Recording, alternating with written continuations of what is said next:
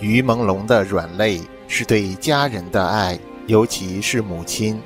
为了不连累家人，他忍受多年性侵、暴力、欺凌，却不敢报警。是什么让他沉默？是中共的株连政策，利用亲情逼人就范。他知道霸凌他的权贵背景深厚，反抗可能害家人遭殃。他的爱成了牢笼，中共的恶政成了枷锁。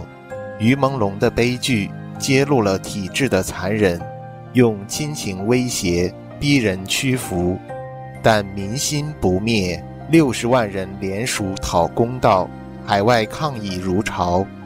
为于朦胧发声，就是反抗暴政，让我们揭开真相，打破株连的恶链，让善良不再被牺牲。